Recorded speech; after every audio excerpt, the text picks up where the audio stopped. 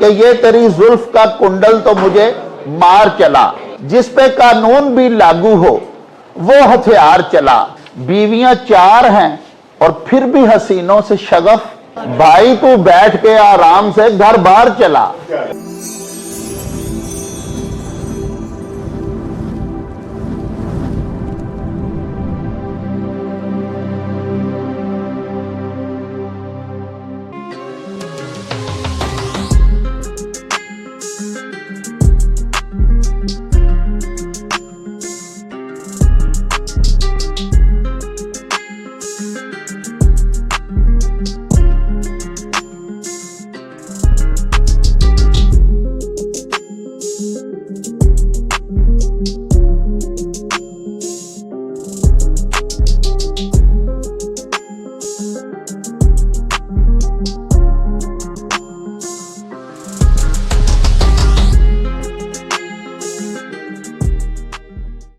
Excellency teachers, faculty اور dear students, اج دا ساڈا جڑا ٹاپک ہے نا جی کہ ذرائع ابلاغ پاکستان دے جڑے نے working of mass communication in Pakistan, اس طرح ہی ہے جی شاید میڈیا، ہاں جی۔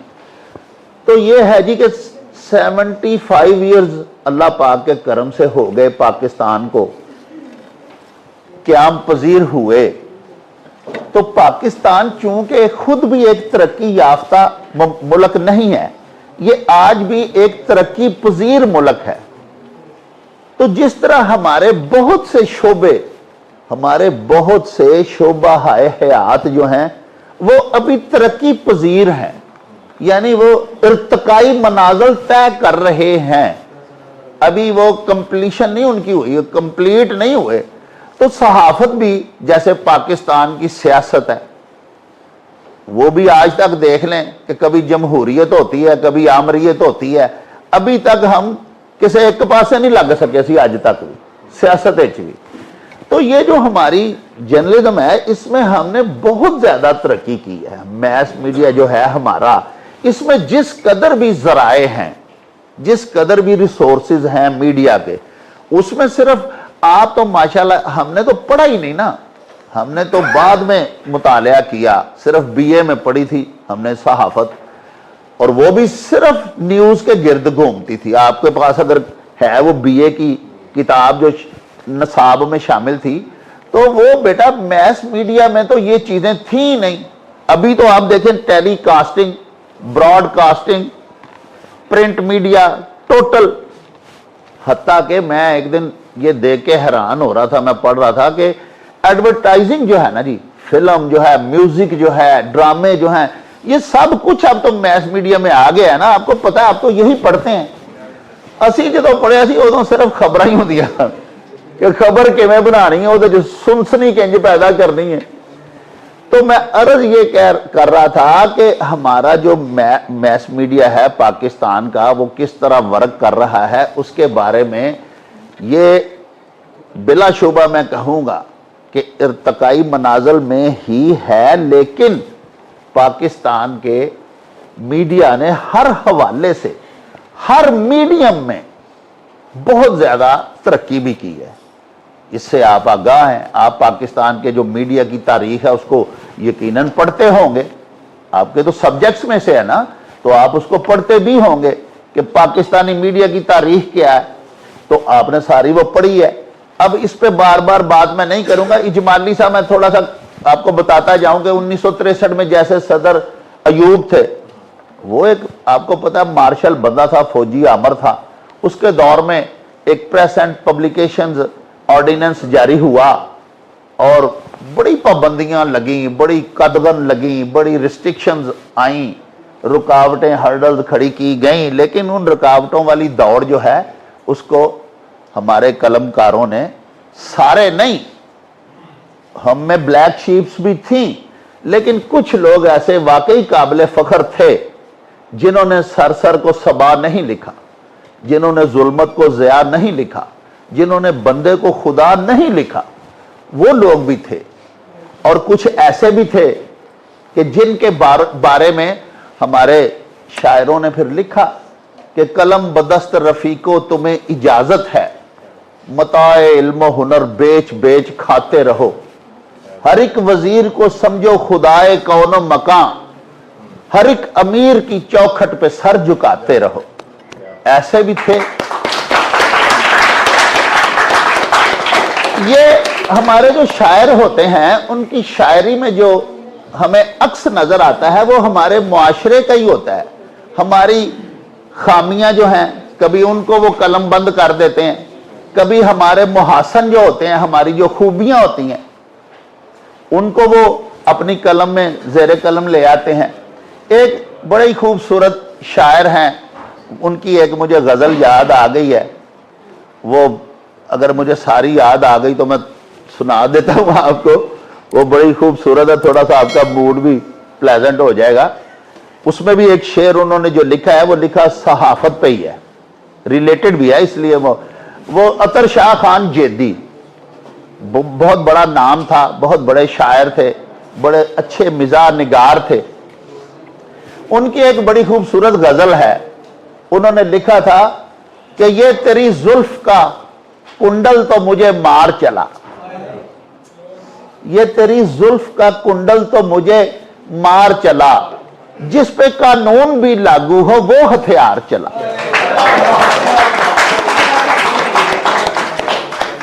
ये उनका मतला है गजल का। क्योंकि देखें ना इसमें खूबसूरती कितनी है कि उसने कहा कि कोई ऐसा कम से कम हथियार मुझ पे आजमा जिसकी वजह से तू कल कला को ज़ेरे ताज़ीर तो आ सके। अतर शाह खान जेदी कहते हैं कि ये तेरी जुल्फ का कुंडल तो मुझे मार चला, जिस पे कानून भी लागू हो वो हथियार चला, और पेट ही फूल गया इतने खमीरे खाकर, तेरी हिकमत न चली और तेरा बीमार चला। और एक और बड़ा खूबसूरत शेर है, वो कहते हैं कि बीवियां 4 हैं और फिर भी हसीनों से शगफ, भाई तू बैठ के आराम से घर बाहर चला। और फिर वो जो आपसे मुतल्लका शेर है वो ये है कि सुनसनी खेज उसे कोई खबर मिल ना सकी, सुनसनी खेज उसे कोई खबर मिल ना सकी, मेरी तस्वीर से वो शाम का अखबार चला। यानी कि ये भी एक सहाफत का अंदाज है, तभी इस शेर में फब्ती की गई है सहाफियों पे कि जब कोई खबर ऐसी नहीं मिली जिससे कि वो सुनसनी फैला सकें, तो उन्होंने मेरी कोई काबिल एतराज तस्वीर कहीं से ढूंढ ली और उसी को लगा के तो अपनी अखबार चमका। अखबार भी एक प्रोडक्ट होती है, इसको बेचने के लिए जो अच्छे हथकंडे इस्तेमाल किए जाते हैं ना मीडिया हाउसेस की जानिब से, शायद वो उसी वक्त तो बिक जाती हो, जैसे व्यूअरशिप ज्यादा लेने के लिए कोई बंदा उल्टी सीधी कोई हरकत कर देता है, लेकिन इन द लॉन्ग रन जो है ना जी वो उसका अच्छा इंपैक्ट नहीं पड़ता। अब ये ज़राए अबलाग हैं, इसमें जितने हमारे मजहबी चैनल्स हैं वो भी शामिल हैं, आप देखें ना वो भी तो इसमें शामिल हैं, लेकिन सारी कौम को एक्सेस तो इनकी यही है ना जी, technology to access an audience, यही होती है मैस मीडिया। लेकिन आप देखेंगे ना हम एक कौम बन सके हैं, मीडिया हाउसेस के मालकान तरक्की करते गए, कुछ सहाफ़ी बड़े तरक्की याफ्ता हो गए, आप देखें ना, लेकिन इनके लिए कोई ज़ाब्ता इखलाक तय नहीं हो सका। कोई ऐसा ज़ाब्ता ज़रूर होना चाहिए था, कोई कवायद व ज़वाबत होने चाहिए थे। आप देखें ये बच्चे जो बैठे हैं सारे, ये माशाल्लाह इतने ज़्यादा पैसे लगा के, इतनी ज़्यादा फीसें अदा करके और एक हाई लेवल पे एक डिग्री लेके जाते हैं। तो बच्चे देखा है हमने जिन्होंने के एमएससी किया या मास्टर्स किया है मैस कम्युनिकेशन में, वो बेचारे घूम फिर रहे हैं हाथों में डिग्रियां लेके। और ऐसा भी हमारे जर्नलिज्म में एक ट्रेडिशन चल निकली है कि मीडिया हाउसेस वाले जो हैं वो कहते हैं जी 5 लाख रुपया दो तानू नुमाइंदा बना लेने। आप देखें ना ये कितनी ज्यादती है। अब जिसके पास सिंपली एबिलिटी है, वो काबिल है, काबिलियत है, वो बेचारा किधर जाए, उसके माँ बाप के पास या उसके अपने पास नहीं है पैसे, तो इसका मतलब है कि वो सहाफ़ी नहीं बन सकता। اس کے علاوہ اور بہت سے ہیں. میں عرض یہ کر رہا تھا کہ ہمارے میڈیا نے اس کی ہسٹری یہ ہے کہ اس نے بہت زیادہ ترقی کی ہے. اس میں بڑے بڑے اچھے لوگ بھی ہو گزرے ہیں. آپ دیکھیں نا, شورش کاشمیری تھے, مجید نظامی تھے, اس کے علاوہ وہ تکبیر والے جو صلاح الدین تھے. سندھ اور بلوچستان میں مزاحمتی تحریکوں والے جو تھے, انہوں نے جرنلزم پہ بہت زیادہ دباؤ رکھا. ایم کیو ایم سے یہ آپ کو پتہ ہی ہوگا, ان کی نظر ہو گئے تھے.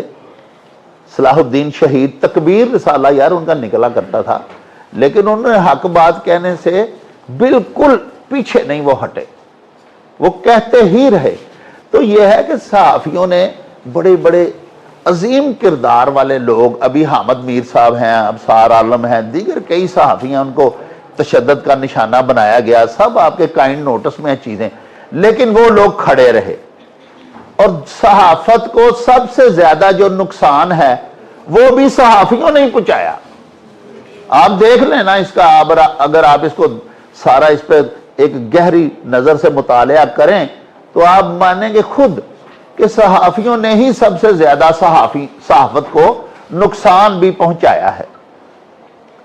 ابھی دیکھیں کچھ ایسے صحافی ہیں, میں یہاں پہ کسی کی کردار کشی کے لیے نہیں آیا, نہ میں بات کرنی بھی نہیں چاہتا, لیکن میرے بالکل اپنے ذاتی نوٹس میں ہے کہ پاکستان کا ایک گریڈ جرنلسٹ ہے اور بہت بولتا ہے, داڑھی سفید ہے اس کی, بڑا زبردست گفتگو کرتا ہے, الفاظ کے ساتھ بڑا کھیلتا ہے, اس کو بڑا کمانڈ ہے. تو میں بالکل آن ایئر کہہ رہا ہوں, آپ میری یہ بات چلائیں کہ وہ گجرانوالہ کے ایک ہوٹل میں ٹھہرے ہوئے تھے, تو مجھے میرے ادارے کی جانب سے کہا گیا کہ ان کو ہم نے لوپ میں لینا ہے, تو آپ وہاں اس ہوٹل میں چلے جائیں کیمرہ لے کے, اپنی ڈی ایس این جی لے کے, تو لائیو ٹرانسمیشن میں ہم نے ان کو لینا ہے. تو میں گیا تو وہ بندہ جناب جو ہے وہ ٹیبل پہ, اس پہ وائن پڑی تھی اس کے ٹیبل پہ, اور وہ دھوت بیٹھا تھا نشے میں. تو چونکہ اس کو ہم نے لینا تھا, ہم نے لیا, اور وہ قرآن پاک, اللہ پاک میرے عظیم پروردگار فرماتے ہیں قرآن پاک میں کہ وَلَا تَقْرَبُوا الصَّلَاةَ وَأَنْتُمْ سُكَارَىٰ, مت پھٹکو, قریب بھی نہ جاؤ نماز کے, عبادت کے, جب کہ تم حالت سکر میں ہو, نشے کی حالت میں ہو تم. اور وہ بندہ تن بیٹھا تھا, ہم نے اس کے آگے کیمرے لگا دیے, اور وہ بندہ پھر بیٹھ کے تو قرآن پاک کی آیات بھی پڑھ رہا ہے, حدیث بھی. یہ بھی تو صحافی ہیں, اور وہ خود کو سمجھتے ہیں کہ وہ پاکستان کے جرنلزم کے مامے ہیں. وہ آپ دیکھیں نا, کسی صحافی نے جو ہر ایک پہ تنقید کرتا ہے, ایک صحافی ہے وہ لکھتا ہے کہ عمران خان کی اتنی بڑی کوٹھی ہے, ایک صحافی ہے وہ نواز شریف کے تمام پوتڑے چوک میں بیٹھ کے دھونا شروع کر دیتا ہے. کیا کبھی کسی نے کسی صحافی سے پوچھا ہے کہ 30 سال پہلے تم ایک ٹکے کے آدمی تھے, آج فارم ہاؤس تمہارا کدھر سے بن گیا؟ یہ ہے کہ ان کے لیے کوئی ضابطہ اخلاق نہیں ہے, انہیں کوئی پوچھنے والا نہیں ہے. ان پہ بھی قدغن ہونی چاہیے, یہ بھی زیر تعزیر آنے چاہیے. ہمیں بھی پوچھا جانا چاہیے کہ آپ نے یہ جو ویسٹ کوٹ پہنی ہے کہاں سے لیا کپڑا, لیکن ان کو دوسروں کے عیوب نظر آتے ہیں. یہی سب سے بڑا ہے ایک ہمارا ڈارک پہلو جو صحافت کو دیمک کی طرح چاٹ رہا ہے, یا صحافت کو جو ڈی گریڈ کر رہا ہے. ورنہ پاکستان کا جرنلزم جو ہے اس نے بہت زیادہ ترقی کی ہے. آپ دیکھیں نا, آپ تو بچے ہو, آپ میں سے بہت زیادہ بچے تو 60 میں پیدا بھی نہیں ہوئے تھے, تو 60 میں صرف پاکستان میں ایک پی ٹی وی تھا. جو 60 والی دہائی ہے, اس دہائی میں بچوں شاید 64 کو پی ٹی وی آیا تھا. آپ دیکھیں نا, اور وہ بھی ایک سرکاری ترجمان ادارہ تھا نا جی, پاکستان ٹیلی ویژن گورنمنٹ کا کنٹرول تھا. یہ تو اچھا, دو جو ہیں ڈکٹیٹر, انہوں نے پاکستان کے میڈیا پر بہت زیادہ اثر انداز ہوئے. دو ڈکٹیٹر جو تھے, ایک آپ نے پڑھا ہوگا جنرل ایوب خان, اس کے بعد دوسرے جنرل ضیاء الحق. یہ دونوں جو ہیں یہ ہمارے میڈیا پہ بہت زیادہ اثر انداز ہوئے. لیکن ایک تیسرا ڈکٹیٹر جن کا نام جنرل مشرف تھا, ان کے دور میں پھر پاکستان میں میڈیا میں بہت زیادہ انقلاب بھی آیا. آپ دیکھیں کہ جنرل مشرف کے دور میں کتنے نجی چینلز کھل گئے, کتنے زیادہ ٹی وی چینل جو ہیں آج ہم دیکھ رہے ہیں، یہ سارے ان میں سے زیادہ تعداد جو ہے ان کی اجازت جنرل مشرف نے دی تھی جو ایک آمر تھے. اس کے بعد زرداری صاحب نے بھی ویسے کوئی ایسی قدغن نہیں لگائی، کوئی پابندی نہیں لگائی. اس کے بعد پھر یہ شروع ہو گئی چیزیں. تو گزارش یہ ہے کہ ترقی تو بہت ہوئی ہے، اس میں کوئی شک نہیں، لیکن یہ ہے کہ جرنلسٹ جو ہے نا ہمارے، وہ اور میڈیا ہاؤسز کے جو مالکان ہیں، وہ انہوں نے جو مثبت کردار ادا کرنا تھا نا پاکستانی میس میڈیا کی ترقی کے لیے، ان کی جانب سے نہیں ہو سکا. اس میں مزید نئے لوگ جو ہیں ان کو انڈکٹ کرنے کی ضرورت ہے. ابھی آپ جیسے لوگ پڑھے لکھے جب جائیں گے فیلڈ میں اور آپ اچھی تربیت لے کے جائیں گے، اچھی تدریس کے ساتھ ساتھ اچھی تربیت بھی لے کے جائیں گے، تو انشاءاللہ پاکستان کا جو میڈیا ہے یہ بھی پاکستان جب ترقی یافتہ ہوگا، اس کے ساتھ ساتھ جیسے آپ دیکھیں نا کہ پاکستان آج بھی قرضوں کے تلے دبا ہوا ایک ملک ہے. پاکستان آج بھی ایک ترقی پذیر ملک ہے، ترقی یافتہ نہیں، لیکن الحمدللہ پاکستان اسلامی دنیا کا پہلا ایٹمی ملک ہے. آپ دیکھیں نا کہ کئی حوالوں سے ہم نے کس قدر ریسرچ اور ترقی بھی کی ہے. اسی طرح جو جرنلزم ہے یہ بھی بہت آگے ماشاءاللہ آج جو ہے آ چکا ہے. ہمارا پاکستانی جو میڈیا ہے، اس کا جتنے بھی اس کے میڈیمز ہیں، اس میں فلم ہے، اس میں ڈرامہ ہے، سب جو ہیں وہ بہت اللہ کے فضل و کرم سے پروموشن ان میں ہوئی ہے. لیکن یہ ایک المیہ بھی ہے کہ اس میں کچھ ایسے لوگ بھی در آئے آج کے جدید دور میں. کلاسک جو ہمارے ڈرامہ جتنا لکھا گیا یا جتنا ٹی وی پہ چلتا تھا، آپ وہ دیکھیں کہ وہ بڑا اس میں ایک اصلاحی پہلو بڑا ہوا کرتا تھا، وہ بڑا لوگوں کو متاثر کرتا تھا. ہم نے دیکھا کہ جب وارث ڈرامہ لگا کرتا تھا تو خدا کی قسم ٹریفک رک جاتی تھی، لوگ ٹریول کرنا بند کر دیتے تھے. سڑک پہ کوئی جی ٹی روڈ پہ ہوتا تو وہ کسی ہوٹل پہ کھڑا ہو جاتا، وہاں پہ وہ دیکھ کے اس کو تو پھر آگے چلتے تھے. لیکن ابھی جو ہے ایک تو وہ اصلاح کا پہلو نہ اس طرح نکل سکا، اور کچھ جو ہے مجھے جو دکھ ہے وہ میں یہی کروں گا آپ کے سامنے کہ وہ اس میں ہم نے ہمارے جو جرنلسٹ ہیں انہوں نے اور ہمارے میڈیا ہاؤسز کے جو مادہ پرست مالکان ہیں انہوں نے ایک ہرڈل بنائی رکھے اور انہوں نے اس کو نہ پروموٹ نہیں زیادہ ہونے دیا. لیکن ہمیں اس میں نا امید بالکل نہیں ہونا چاہیے. اللہ کے فضل و کرم سے جب ہمارے یہ جو بچے ہیں، ہماری اگلی نسل جو ہے جو بڑے اچھی ایجوکیشن لے رہی ہے، ہمارے دور میں بالکل یہ ایجوکیشن تھی نہیں اتنی واسٹ سطح پہ میس کمیونیکیشن کے حوالے سے. تو جب آپ آئیں گے، ہماری نئی نسل آئے گی، جب آپ کے ہاتھ میں انشاءاللہ باغ ڈور آئے گی ہماری ذرائع ابلاغ کی، آپ انشاءاللہ اس کو مزید آگے لے کے جاؤ گے. جو اچھے لوگ ماضی میں بھی ہو گزرے ہیں ان کو آج بھی سراہا جا رہا ہے. آپ دیکھو نا کہ یہ ایک شاعر تھے امین گیلانی، انہوں نے لکھا تھا کہ میرا قلم نہیں کاسا کسی گداگر کا جو غاصبوں کو قصیدوں سے سرفراز کرے. میرا قلم نہیں تسبیح اس معلم کی جو بندگی کا بھی ہر دم حساب رکھتا ہے. میرا قلم تو امانت ہے میرے لوگوں کی، میرا قلم تو محافظ ہے میری مٹی کا. تو ایسے لوگ بھی اللہ کے فضل و کرم سے ہوئے اور ان لوگوں نے صحافت کی بھی اور ملک و قوم کی بھی بڑی خدمت کی. اللہ پاک ان کو جزا دے. تو میری آپ سے بس یہی گزارش ہے کہ آپ اچھی طرح اپنے اساتذہ کرام سے اکتساب فیض کر کے جب آپ فیلڈ میں آئیں تو آپ خود کو پاکستان کا بہترین نمائندہ ثابت کریں. دیکھیں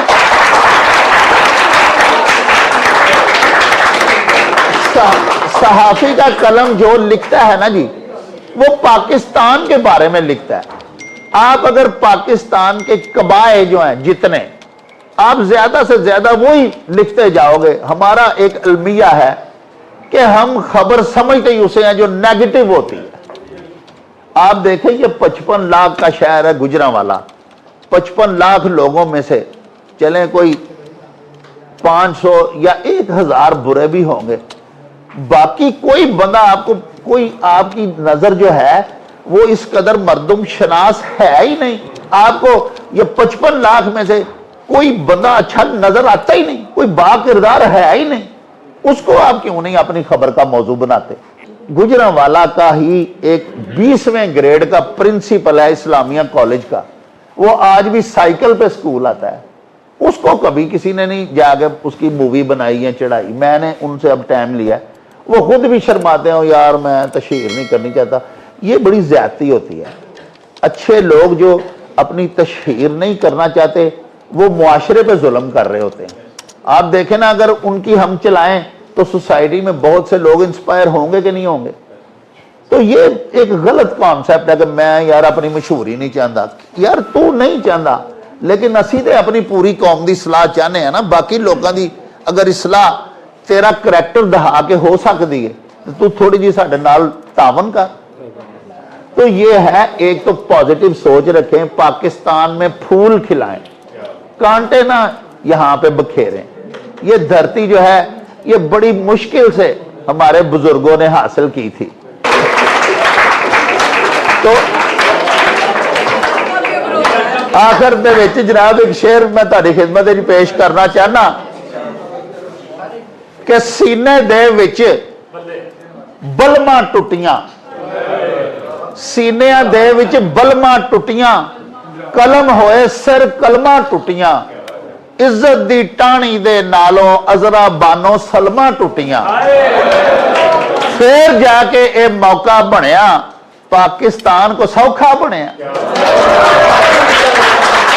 تو خدا کے واسطے پاکستان کا خوبصورت چہرہ جو ہے اسے زیر قلم لائیے، اسے دکھائیے، مثبت صحافت کیجئے. یہ نال ہی تہاڈے کولوں اجازت چاہواں گا تے تیری ماں بولی ہے بیبا، ککھاں وانگنا رول پنجابی، پڑھ پنجابی، لکھ پنجابی، غیرت مندہ بول پنجابی.